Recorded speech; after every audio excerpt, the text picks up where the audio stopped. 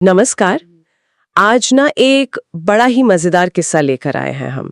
महान संगीतकार तानसेन, उनके गुरु स्वामी हरिदास जी और हाँ, सम्राट अकबर से जुड़ा हुआ। बिल्कुल।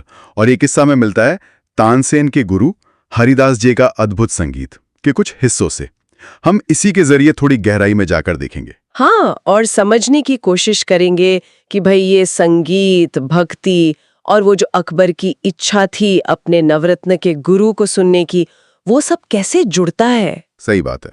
मतलब कैसे कलाकार की जो कला है वो उसकी प्रेरणा, उसकी भक्ति से कितनी गहराई से जुड़ी होती है, ये देखने वाली बात होगी। तो कहानी कहाँ से शुरू करें? अकबर से? जब उन तक मतलब तानसेन की गायकी की शोहरत पहुंची। हाँ बिल्कुल।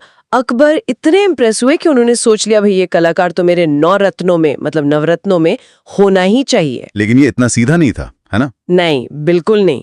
अकबर ने पहले तो तानसेन जहां थे, राजा रामचंद्र, उनको चिट्ठी लिखी, पर राजा रामचंद्र ने मना कर दिया। अच्छा, हाँ। तो अकबर ने दोबारा चिट्ठी लिखी और इस बार क्या कहते हैं, अंदाज थोड़ा सख्त था, मतलब जैसे युद्ध की चेतावनी दे रहे हूं। अरे बाप रे! तो फिर तानसेन का क्या रुख रहा? यही तो तानसेन का बड़प्पन दिखता है। जैसे ही उन्हें पता चला कि अरे मेरी वजह से लड़ाई हो सकती है, उन्होंने कहा नहीं, मैं किसी राजा के अधीन नहीं हूं।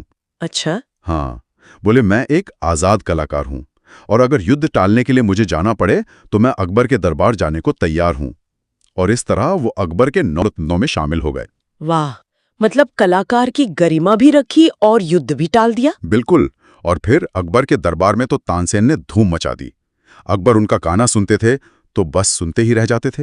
हैरान रह गए होंगे। बिल्कुल। हाँ, तो उन्होंने पूछा तानसेन से, भाई तानसेन, तुम इतना इतना अद्भुत, इतना गजब का कैसे गा लेते हो? और तानसेन का जवाब? उन्होंने क्या कहा?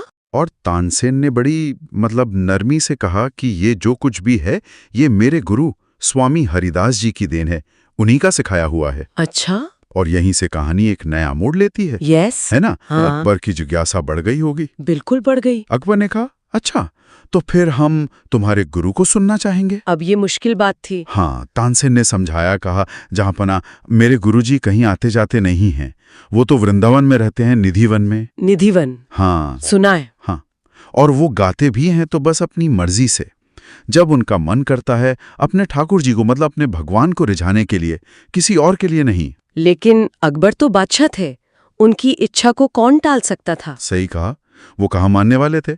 तो उन्होंने भेष बदला आम आदमी का और तानसेन के साथ चल दिए निधिवन। भेष बदल गया? हाँ, और कहते हैं कि वहां पहुंचकर कोई करीब 15 दिन उन्होंने इंतजार किया, चुपचाप बैठे रहे, पर स्वामी हरिदास जी ने एक सुर भी नहीं गाया। 15 दिन? एक सम्राट इंतजार कर रहा है, एक आम इंसान की तरह। कमाल है। यही तो दिखाता है ना कि असली कला, सच्ची भक्ति किसी ओहदे की मोहताज नहीं होती। तो फिर उन्होंने गाया कैसे? कुछ तो हुआ होगा। हाँ, फिर एक दिन कहते हैं स्वामी हरिदास जी ने ही जैसे कोई लीला रची। उन्होंने तानसेन से कहा, अरे तानसेन, लल्ला को नींद नहीं आ रही है, मतलब ठाकुर जी को, कुछ सुना दे जरा। अच्छा, तानसेन से गाने को कहा। हाँ, अब तानसेन इतने दिन से इंतजार कर रहे थे, शायद थोड़ा दबाव भी महसूस कर रहे होंगे। उन्होंने गाना शुरू किया, पर शायद हड़बड़ी में या किसी वजह से राग ठीक से नहीं लगा पाए, कुछ गलती कर दी। उफ, गुरु के सामने गलती? हाँ, और गुरु तो गुरु ठहरे। स्वामी हरिदास जी ने फौरन टोका, बोले अरे इसे ऐसे नहीं गाते। और फिर खुद वही राग गाने लगे, सही तरीके से, पूरे भाव के साथ। और अकबर जो भेष बदलकर सुन रहे थे, उनका क्या हुआ होगा? बस अकबर तो आप सोचिए, जैसे ही उन्होंने स्वामी हरिदास जी का वो गाना सुना, वो तो सुध-बुध खो बैठे, बिल्कुल मंत्रमुग्ध। ऐसा लगा जैसे कानों में अमृत घुल गया हो। यकीन नहीं हुआ होगा उन्हें। बिल्कुल। उन्होंने फौरन तानसेन की तरफ मुड़कर कहा, तानसेन, तुम्हारे गुरु के गाने के सामने तो तुम्हारा गाना कुछ भी नहीं है, मतलब कोई तुलना ही नहीं है। ये तो बड़ी सीधी बात कह दी अकबर ने। अब तानसेन ने क्या जवाब दिया होगा, ये सुनना दिलचस्प है। हाँ, और तानसेन का जवाब ही इस किस्से का सार है, उसकी आत्मा है।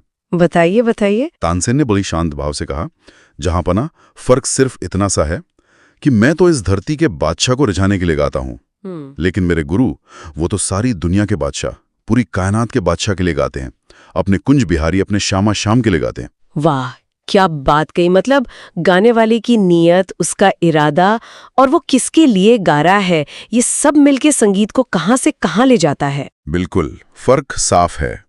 एक जमीनी बादशाह के लिए गाना और एक कायनात के बादशाह के लिए गाना, दोनों के भाव में, असर में जमीन आसमान का अंतर आ गया। ये किस्सा वाकई हमें बहुत कुछ सिखाता है, दिखाता है कि जो गाने वाला है उसकी भावना क्या है, उसका मकसद क्या है। हाँ, और उसका सुनने वाला कौन है या वो किसे सुनाना चाहता है।